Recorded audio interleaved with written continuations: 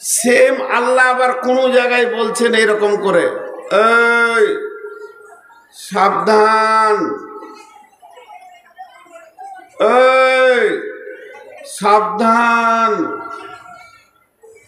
আল্লাহ বলেছেন সূরা তাহরিমের ভিতরে, ইয়া আইয়ুহাল্লাযীনা আমানু, হে ঈমানদারেরা, কু আনফুসাকুম ওয়া আহলিকুম নারা, তুমি বাঁচো, তোমার আহালকে বাঁচাও জাহান্নাম থেকে। এক কথায় যদি শব্দে শুনতে চান, এই ঈমানদার সাবধান। বাচ্চা ছেলে হারিয়ে গেছে, এখানে স্টেজে বাঁঝা যে আছে দিয়ে দেন, ভেজাল চুকে যাবে। বাঁঝার ছেলে হয় না, আর ই ছেলে লাই না। এই এখানে আপনারা আমার কথাটার দিকে ধ্যান দেন, আল্লাহর রাস্তে বলছি, খুব আপার লেভেলের বায়ান হবে। শোন, এদিকে আমার দিকে তাকা, আমার দিকে তাকা। তোর বাপ ভালো না আমি ভালো? তোর মা ভালো? তোর মা হারিয়ে গেছে, আর আমাকে বাপ বলবি রেখা। এত দামি বাপ পাবি, আমার সঙ্গে চলে যাবি, কাঁদিস না, যাবে না। আরে কার ছেলে গো? কার সঙ্গে এসেছিলি? তোর আব্বার সঙ্গে না মায়ের সঙ্গে? তুই এখানে থাক, তোর দাদির সঙ্গে। তোর দাদি জিলাপি খেয়েছে তোকে ছেড়ে দিয়ে। ছেলে খুব চালাক, বলছে এমন বাপ নিব না, ওইটাই দরকার। এই সময় কথার মন কেটে গেলে পুরো বাহন মার খায়। এনাকে চিনেন? কিছুই চিনেন না। এটা আমার দোলা ভাইয়ের বন্ধু। আমার দোলা ভাই মারা গেছেন, দুনিয়া থেকে চলে গেছেন, আল্লাহ মাফ করুন। আমার বড় দোলা ভাইয়ের বন্ধু মানুষ। তো দেখেন, আল্লাহ সাবধান দিয়েছেন, রাসূলুল্লাহ সাল্লাল্লাহু আলাইহি সাল্লাম দিয়েছেন, ইগতানিম খামসান কাবলা খামসিন। ওই একটাই জিনিস, পাঁচটা জিনিসকে হুঁশিয়ার রাখিও, পাঁচটা জিনিস আসার আগে। এগুলো অনেক বয়ান করেছি। তো একটা কথা আপনাকে বলবো, আমার বড় ভাই, শ্রদ্ধেয় ভাই আপনাকে বলল যে তুমি কালকে এই রাস্তা ধরে যেও না, বা রাত 12টায় যেও না, বিপদ হবে। এই রাত 1টার সময় ইনি মাইকে ঘোষণা করছেন, এত বড় একজন আলিম শেখুল হাদিস, যে এই রাস্তায় যেও না, তোমার বিপদ হবে। আমি বললাম আপনারা যেন না, আজকে এই রাতে বিপদ হবে। সেক্রেটারি বললেন, আর কেউ বললেন। তো এই বলাগুলোর ভিতরে একদম হবেই এটা হতে পারে না, হতেও পারে নাও। ইনার কথা সত্য হতেও পারে নাও, আমার কথা সত্য হতেও পারে নাও। কথার উত্তর দেন, নাও হতে পারে। কিন্তু আল্লাহ যদি বলেন যে এই রাতে এইদিকে যাস না, তোর বিপদ হবে, এতে কোনো সন্দেহ আছে? একবার আপনারা বলেন মুখ খুলে যে আল্লাহ বলছেন তোরা আজকের রাতে এইদিকে যাস না, এটা হতেও পারে নাও পারে, এরকম হবে? হবি। আল্লাহ বলেছে যাস না, তোর বিপদ, তো হবি, হবি। তাহলে আল্লাহ বলছেন কি দেখেন, আল্লাহ কি বলছেন, যে তুই নিজে বাঁচ, তোর আহালকে বাঁচা। কথাটা এই পর্যন্ত রেখে দেন, চলেন ফিরে যাই। বিশ্বনবী পৃথিবীতে বেঁচে আছেন না চলে গেছেন? চলে গেছেন। ওহী আর আসবে, নতুন করে কোরআনের আয়াত নাজিল হবে, সব বন্ধ। আল্লাহর তরফ থেকে কোনো খবর আর নতুন খবর আসছে বন্ধ। হাদিসও নতুন তৈরি হবে। আবু হুরায়রা বলছেন, রাসূলুল্লাহ সাল্লাল্লাহু আলাইহি ওয়াসাল্লাম বলছেন, আবু জার বলছেন, জাবের বলছেন, জুবাইর বলছেন, জারির রাদিয়াল্লাহু তাআলা আনহুমা, এদের নামগুলো নিলাম। এরা বলছেন রাসূল এই বলেছেন, নতুন কোনো হাদিস তৈরি হবে হবে না, নতুন আয়াত হবে না, সব স্টপ হয়ে গেছে। আল্লাহর যা দেওয়ার প্রয়োজন ছিল দিয়ে দিয়েছে, আমাদের যতটা প্রয়োজন দিয়ে দিয়েছে। কিন্তু সাবধানতার জন্য প্রতিদিন আল্লাহ এখনো একটা লাইন খুলে রেখেছে। সেটা কি? حي على الفلاح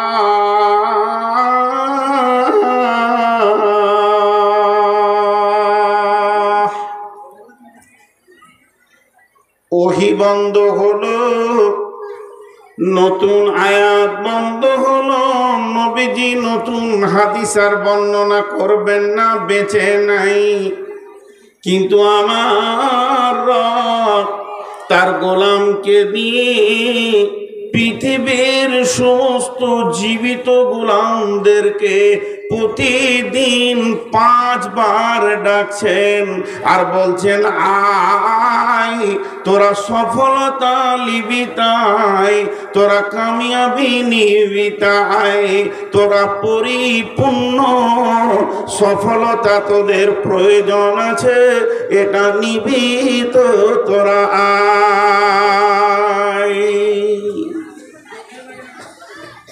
প্রতিদিন 5 বার বলছে প্রতিদিন এটা বন্ধ আছে এটা বন্ধ আছে ডাকছে কি ডাকছে না 5 বার আজানে টোটাল কয়বার ডাকে 12 বার 2 বার আল্লাহু আকবার 2 বার আশহাদু আল্লা ইলাহা ইল্লাল্লাহ 2 বার আশহাদু আন্না মুহাম্মাদুর রাসূলুল্লাহ 2 বার হাইয়া আলাস সালাহ 2 বার হাইয়া আলাল ফালাহ একবার আল্লাহু আকবার একবার লা ইলাহা ইল্লাল্লাহ টোটাল কবার 12 বার কিন্তু মুয়াজ্জিনকে আল্লাহ বলছেন চালিয়ে যা তুই এখনো চালিয়ে যা এটা বন্ধ নেই কি বলছেন মুয়াজ্জিন আজানে কি বলছেন তিনি আল্লাহু আকবার কেউ আছে মাঠে কেউ আছে চেম্বারে কেউ আছে অফিসে কেউ আছে গাড়ির হ্যান্ডেলে কেউ আছে স্কুলে কেউ আছে কলেজে প্রথমেই বলা হচ্ছে আল্লাহ সব থেকে বড় এর মতো বড় আর কেউ নাই হে মানুষ তোমরা যে যেখানে আছো শুনে নাও আমি আল্লাহর তরফ থেকে তোমার কানে পৌঁছেছি তোমার মাবুদ হলো বড় বড় এর উপরে আর কেউ বড় নাই তারপরে বলে আশহাদু আল্লা ইলাহা ইল্লাল্লাহ আমি সাক্ষ্য দিছি আল্লাহ ছাড়া কোনো ইলাহা নাই কোনো মাবুদ নাই তার কারণ তোমার খেতে দেনেওয়ালা চাষ নয় জমি নয় দোকান নয় স্কুল নয় চাকরি নয় তোমার রুজির মালিক তোমার আপনার কিনা ব্যবসা বাণিজ্য নয় যে যে অবস্থায় আছো ছেড়ে দাও যার হাতে রুজি তার কাছে তুমি পৌঁছিয়ে যাও আমি সাক্ষ্য দিচ্ছি আল্লাহ ছাড়া কোনো ইলাহা নাই দ্বিতীয়বার সাক্ষী দিছি আশহাদু আন্না মুহাম্মাদার রাসূলুল্লাহ আমি আরো সাক্ষী দিছি নবী মুহাম্মদ সাল্লাল্লাহু আলাইহি ওয়াসাল্লাম আল্লাহর প্রেরিত রাসূল কেন এই সাক্ষীটা দিলাম তুমি চাকরি ছেড়ে স্কুল থেকে মসজিদের দিকে বের হয়েছো তুমি বের হয়েছো মাঠে থেকে তুমি দোকান থেকে ব্যবসা থেকে চাষ থেকে সবাই মসজিদের দিকে আসছো তবে শুনে নাও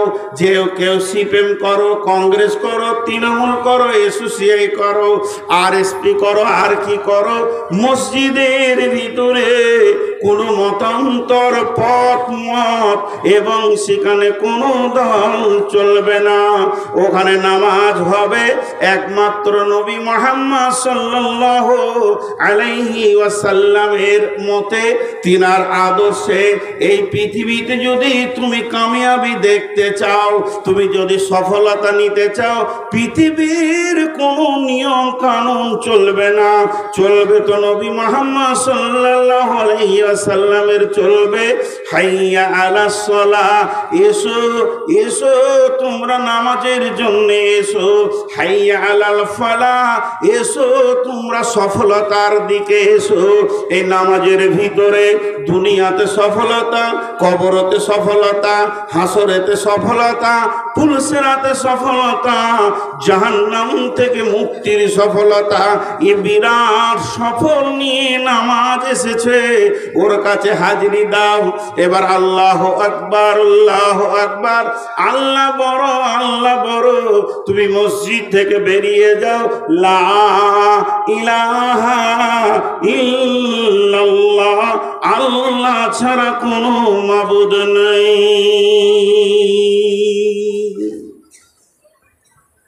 আমি শর্টে বললাম, শর্টে। তার মানে সফলতার জন্য ডাকছে।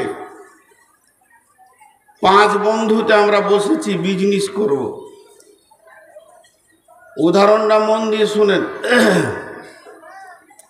একজন বলছে পাথরের বিজনেস কর, লাভ আছে। আর একজন বলছে না, একমাত্র বালির বিজনেসে লাভ আছে। বলছে এসব ভেজাল ছেড়ে দে, কাশ্মীর থেকে টাটকা ফল নিয়ে আয়, এটা লাভ আছে। যার যা মাথায় আছে সে সেই দিকে সফলতা দেখছে। আরেকজন বলছে ফলও হবে না, অন্ধ্র থেকে মাছ নিয়ে আয়। বিভিন্ন রকম তারা সফলতার রাস্তা খুঁজছে।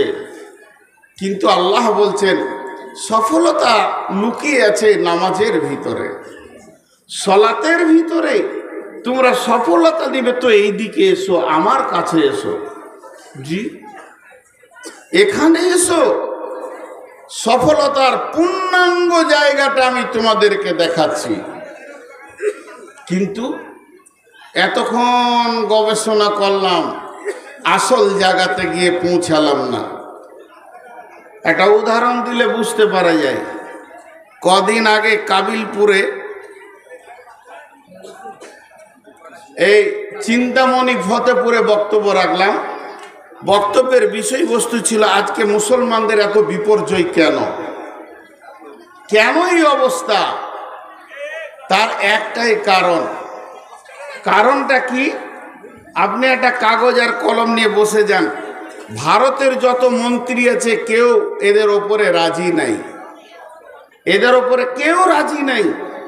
না প্রধানমন্ত্রী, না অমিত শাহ, না যোগী, আরো সব খবিস শয়তানেরা ভিতরে লুকিয়ে আছে যারা মুসলমানদের ওপরে রাজি নাই। ও কথাকে জমার খাতায় রেখে দেন, ও কথা জমার খাতায় রেখে দেন। ওদেরকে একদম গুরুত্ব দিন না। খালি একটা কথা এখানে উঠে একজন দাঁড়িয়ে বলে দিই, আল্লাহর কসম, আমার ব্যবহারে, আমার আচরণে, আমার চেহারায়, আমার আমলে আমার আল্লাহ রাজি আছে। বলে দেখ একজন, বলে দেখ একজন যে আল্লাহ রাজি আছে আমার উপরে। আমি চেয়ারে বসে মাইকে কথা বলছি, আমি নূর মোহাম্মদ আল্লাহর কসম করে বলছি, আমি নিজের ব্যাপারে সন্দেহ করি যে আমার আল্লাহ আমার উপরে রাজি আছে কিনা। তবে আমি আশা রাখি আমার আল্লাহ রাজি থাক। তাহলে আল্লাহ রাজি নেই। আল্লাহ তাবারাক ওয়া তাআলা বলছেন ফালইয়াবুদু রাব্ব হাযাল বাইত আল্লাযী আত'আমাহুম মিন জু'ইন ওয়া আমানাহুম মিন খাউফ।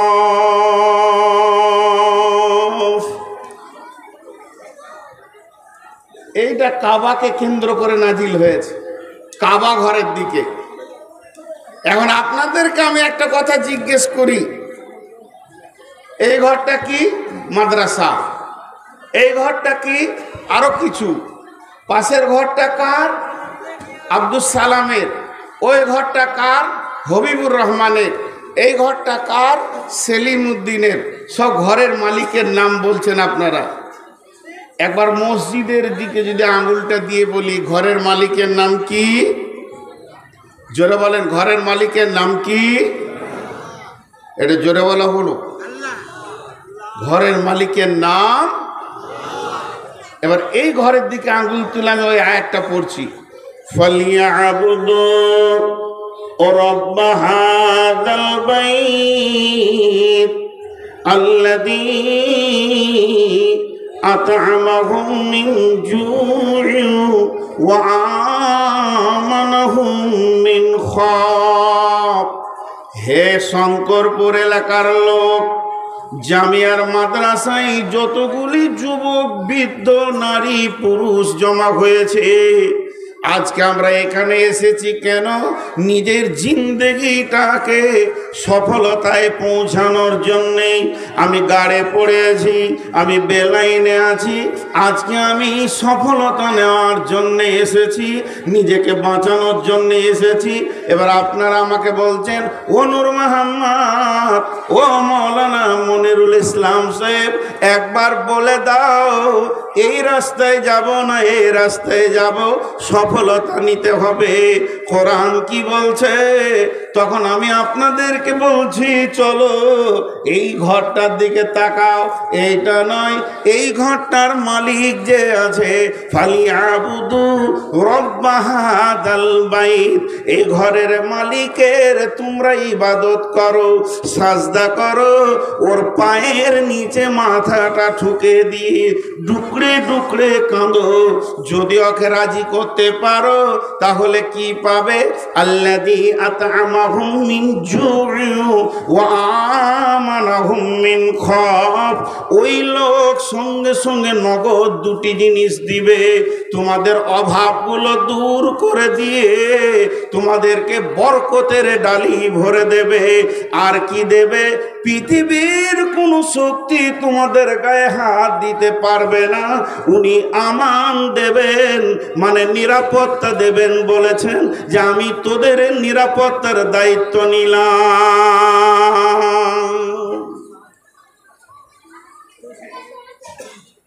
কে কার কথা শুনে? আপনারা একটু বোঝার চেষ্টা করেন। আমার বড় ভাই আপনাদেরকে আল্লাহর কথাটা তর্জমা করে শুনিয়ে দিলেন, চল বাঁচবি, বিজেপি মারবে না, বজরং মারবে না, শিবসেনা মারবে না, তৃণমূলও তোর বিরুদ্ধে কিছু করতে পারবে না, কলকাঠিটা তার হাতে আছে, চোখে রাজি করে নি সবাই মিলে। তখন যুবকের দল বলছে, ছাড় ওর ভ্যাড় ভেড়ানি কথা, পার্টিতে ভালো করে জম, পার্টিকে দাঁড় করাতে হবে, তবেই জানে বাঁচবি। তৃণমূল যদি থাকে তাহলে মুসলমানদের রেহাই আছে, এটা বলা শিরকের কথা। একমাত্র আল্লাহ বাঁচাবে, কিন্তু ওটা কানে নিলাম না। একটা উদাহরণ দিলে বুঝতে পারবেন। উদাহরণ, 3 বন্ধুতে বোম্বাই গিয়েছে বেড়াতে, গোটা বোম্বাই 3টে হলো হাড় কিপটে মাল, 1 টাকা খরচা করে না, হেঁটে হেঁটে বোম্বাই ঘুরছে, হেঁটে হেঁটে ঘুরে খালি দেখছে, এই দেখছে ওই দেখছে। রাত যখন 12টা, তখন বলছে এবার শুই। কোথা শুবি? যেখানেই যেছে পুলিশে মারছে। তাহলে একটা হোটেলে যেতে হবে। একটা হোটেলে গিয়ে বলছে ভাই রুম খালি আছে, বলে বুকিং। আর একটা গেল বুকিং, বেজে গেল 1:30টা। হোটেলওয়ালা বলছে ভাই একটাই সিট খালি আছে, সেটা হলো প্রায় 50 তলা উপরে, কিন্তু লিফটটা খারাপ। ওখানে যদি চাবিটা লেন দিতে পারবো, ওখানটা দিতে পারবো, হলো ভাড়া যাই হোক দেবেন, যেটা মন যাবে দেবেন, থাকবেন। 3 বন্ধুতে বলছে চ, উঠতে যা সময় লাগবে লাগবে, একবার বেলা 3টে পর্যন্ত ঘুমিয়ে নিয়ে শোধ করে নিব চোখ, আর ভাড়া তো যাই ইচ্ছা। 2 জন গল্প বলছে উঠছে, গল্প বলছে উঠছে, আর মাঝে একটা তোতলা আছে, তোতলা, ও খালি মাঝে মাঝে বলছে শোন শোন বলছে। তখন এরা 2 জন বলছে চুপ, আবার গল্প, আবার গল্প, আবার গল্প। আর এই যখনই বলছে চুপ, এর কথা লাই না। এই করতে করতে 69 তলা চলে গেছে, আর 1 তলা আছে। সিঁড়ির কোণে দাঁড়িয়ে লম্বা লম্বা নিঃশ্বাস নিচ্ছে, দিয়ে বলছে আচ্ছা তোতলার কথাটা একবার শুনি, বল। বলছে শোন যে চাবি আনা হয় না। এতক্ষণে শুনলি বাপ, এতক্ষণে শুনলি রে, চাবিটাই আনতে ভুলে গেছে। আল্লাহ তাবারক ওয়া তাআলা বলছেন, তোদের সফলতা পৃথিবীর কোন রাজনৈতিক দল দিতে পারবে না। তোদেরকে শান্তি দেবে কে? তোরা শান্তি পাবি কোথায়? ওয়াদাল্লাহুল্লাযীনা আমানু মিনকুম ওয়া আমিলুস সালিহাতি লা ইস্তাখলিফান্নাহুম ফিল আরদি কামা ইস্তাখলাফাল্লাযীনা মিন ক্বাবলিকুম। একটু ধ্যান দিই কথাটায়, আপনারা আমার সঙ্গে উত্তর দেন। গোটা কোরআনে একটা মিথ্যা আছে, আস্তাগফিরুল্লাহ, একটা জের যাবার ভুল আছে। আল্লাহ একটাও, বলতে লজ্জা লাগছে কিন্তু বোঝানোর জন্য বলছি, কোনো ভুল কথা বলেছেন কোরআনে? জি না, সব ঠিক। এবার বলেন, আমি ওয়াদা করলাম আজকে জালসায় আসব, এই ওয়াদাটা আমি রক্ষা করেছি না আল্লাহ আমাকে তৌফিক দিয়েছেন? আল্লাহ তৌফিক দিয়েছেন। আল্লাহ যদি তৌফিক না দিত তো রাস্তায় পড়ে থাকতাম। তাহলে মানুষ যে যা ওয়াদা করবে তৌফিক চাইতে হবে আল্লাহর কাছ থেকে, সাহায্য চাইতে হবে সেটা পুরা করার জন্য। কিন্তু আল্লাহ যদি ওয়াদা করেন, জোরে বলেন, আল্লাহ যদি ওয়াদা করেন, আল্লাহ কি কারো কাছে তৌফিক চাইবে? না, আল্লাহ নিজেই সক্রিয়। আল্লাহর ওয়াদা ফেল হবে এরকম মনে হচ্ছে কাউকে? এতটি লোক একজন হাত তুলে বলেন যে হ্যাঁ আল্লাহর ওয়াদা ফেল হতে পারে। হবে না। সেই আল্লাহ কি ওয়াদা করছে দেখেন, ওয়াদাল্লাহুল্লাযীনা মিনকুম ওয়াদাল্লাহুল্লাযীনা মিনকুম। আল্লাহ তাবারক ওয়া তাআলা বলছেন, আমি তোদের সঙ্গে ওয়াদা করছি রে, যিনি আমাদের মাবুদ, যিনি আমাদের রব, যিনি সত্যর সত্য, মহাসত্য, তার উপরে সত্য কিছু নাই, সত্যের শেষ আল্লাহ। সে রব বলছেন, ওয়াদাল্লাহুল্লাযীনা মিনকুম ওয়া আমিলুস সালিহাতি। রে মুসলমান, তোরা ভালো আমলে ঢুকে যা। যখনই তোরা ভালো আমলে ঢুকে যাবি, যখনই তোরা তওবা করে নিবি, 100-তে 100 জন মসজিদের ভিতরে ঢুকে যাবি, তা আমি কি করব? লা ইস্তাখলিফান্নাহুম ফিল আরদি কামা ইস্তাখলাফাল্লাযীনা মিন ক্বাবলিকুম। যেমন আমি পৃথিবীতে পূর্বে বিজয়ী দেখিয়েছি, আজকেও তোদেরকে বিজয়ী দেখাবো। অর্থাৎ শুনেলে, আজকে রাত্রিতে যখন ঘুমাবি তখন দেখবি ভারতবর্ষের গদিতে একজন হিন্দু RSS বেঈমান বসে আছে। সকালবেলায় উঠবি তো দেখবে একটা পাক্কা ইমানদার 5 ওয়াক্তের মুসাল্লি বসে আছে। আমাকে কোনো ব্যালট লাগবে না, আমাকে কোনো ভোট লাগবে না, আমাকে ইলেকশন লাগবে না। আমি রব সেকেন্ডের ভিতরে হুকুমতকে, ক্ষমতাকে চেঞ্জ করে দিতে পারি, যেমন এর পূর্বে করেছিলাম। কেমন করে করবে? মনে মনে হচ্ছে কেমন করে করবে, কেমন করে করবে? আল্লাহকে বেশিক্ষণ লাগে না। বাহরাইন সম্রাটের যদি ঘটনাটা লম্বা, আমি ধরছি না। একজন সাহাবী 30 জন সঙ্গে করে নিয়ে, 29 জনকে সঙ্গে করে নিয়ে 30 জন যখন সম্রাটের দরবারে পৌঁছালো রসুলের চিঠি নিয়ে, শুধুমাত্র একজন সাহাবীর চরিত্র দেখে, এদের ব্যবহার দেখে বাহরাইন সম্রাট কালেমা পড়ে নিলেন। তো আল্লাহ তাবারক ওয়া তাআলা এতগুলি মুসলমানের মুখ পানে তাকিয়ে মোদিকে আল্লাহ হেদায়েত দিয়ে দিলেন। ওই থাকবে, ওকে আল্লাহ হেদায়েতের দরজা খুলে দেবে। যে উমর রসুলের জান আনতে গেছিল, সেই উমর রসুলের পাহারাদার হয়ে গেল সারা জীবন। এটা আল্লাহকে বেশিক্ষণ লাগে না।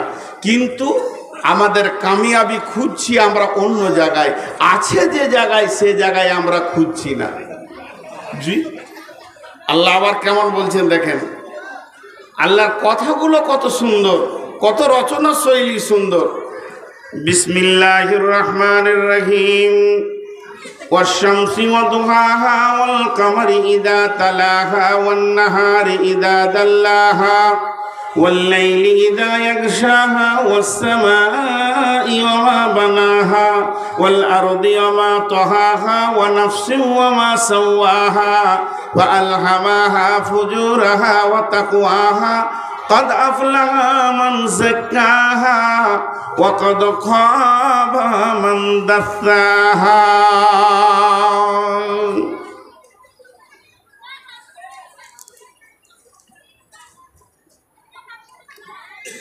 এরা বসছে না কেন? আহা, না গরম পানি তো জাহান্নামে। আসলে এদের করে আব্বা বলেছে বসবি না রে বাপ, বংশ পরিচয় নষ্ট হয়ে যাবে। তোর দাদাও বসেনি, আমিও কোথাও বসিনি, তুইও বসবি না। বংশ ঠিক রাখতে হবে। দাঁড়িয়ে থাকেন, কথাটা দেখেন। ইনি আমার অনেক মহব্বতের মানুষ, ওনাকে দিয়ে উদাহরণটা দিচ্ছি। উনি আমাকে বলছেন যে নূর মোহাম্মদ ভাই, আপনি দুটো মিষ্টি খান, আর আমি সুগারের রুগী। ঠাট্টা করছেন আমার সঙ্গে। তা আমি বললাম যে না, খাবো না।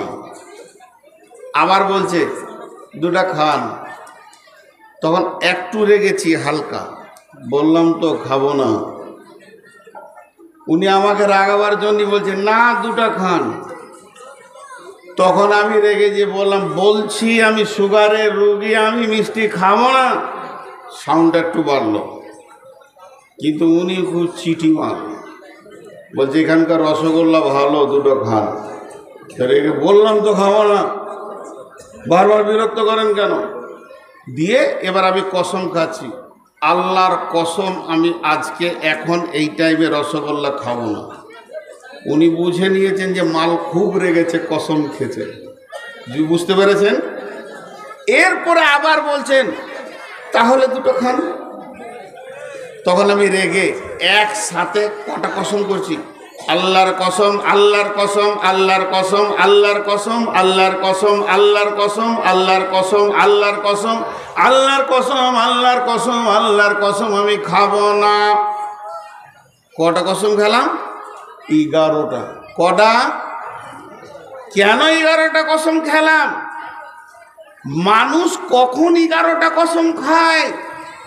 কখন ঘন ঘন বলে আল্লাহর কসম, আল্লাহর কসম, আল্লাহর কসম? এটা কখন বলে? কতটা বোঝাতে পারলাম? একবার হা না বলেন, বোঝাতে পারলাম? যখন অত্যাধিক রেগে যায়।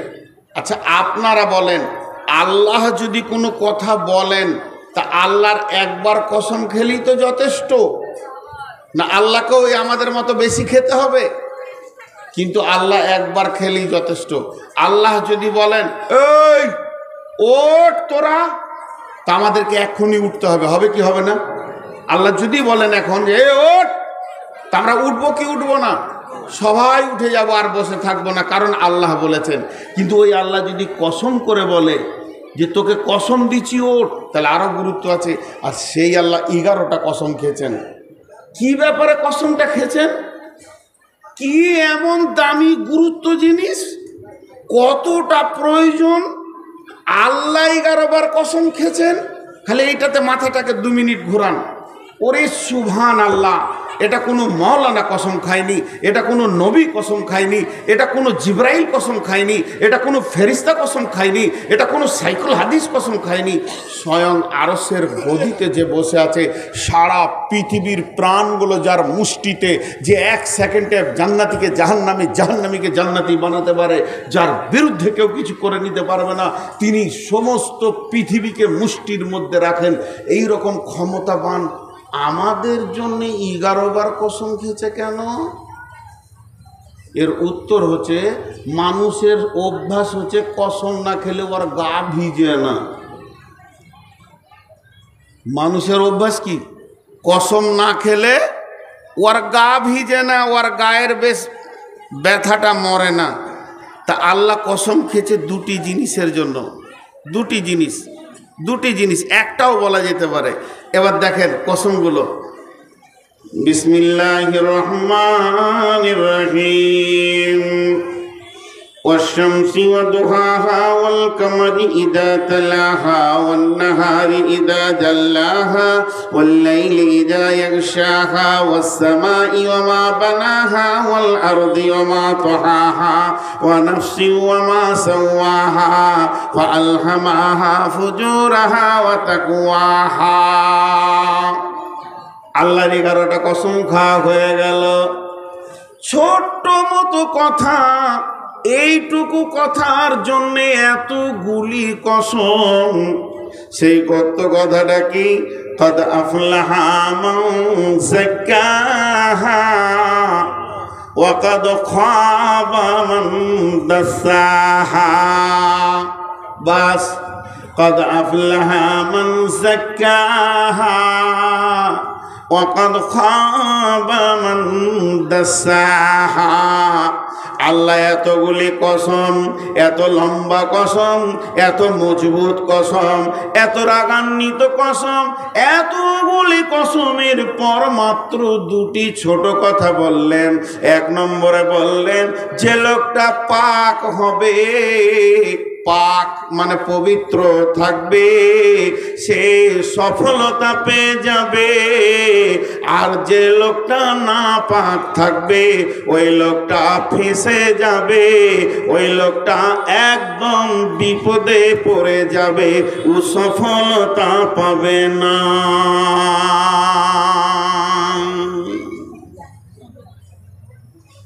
আমি বুঝাতে পারলাম? এতগুলি লোক একবার বলেন যে পাক থাকবে সে কি হবে? সফল হয়ে যাবে। আর যে না পাক থাকবে সে কি হবে? ফেঁসে যাবে। আর একবার বলছি, যে পাক থাকবে সে কি হবে? সফল হবে। আর যে না পাক থাকবে সে কি হবে? ফেঁসে যাবে। আমি আর বড় ভাই দুজন হাঁটছি মসজিদের দিকে, গেটে গিয়ে ছাড়াছাড়ি। উনি ঢুকে পড়লেন, আমি ঢুকলাম না। নূর মোহাম্মদ এসো না, আমি না পাক আছি, আমি না পাক আছি, আমি আর ঢুকলাম না। দুটি মেয়ে একসঙ্গে মসজিদের দিকে হাঁটছে, একটা মেয়ের মেন্স হয়েছে, একটা হয়নি। ও ঢুকে গেল, এই ঢুকলো না, বলে আমি না পাক আছি। যে নাপাক হলো সে পেছিয়ে গেল গেট থেকে, আর যে পাক হলো সে ঢুকে গেল। তো আল্লাহ বলছে একদিন সফল আর অসফলের বিচার হবে। সেই দিন বাঁচবে কে? যে পাক থাকবে, পবিত্র থাকবে, ও বেঁচে যাবে। আর যে নাপাক থাকবে ও কি হবে? ফেঁসে যাবে।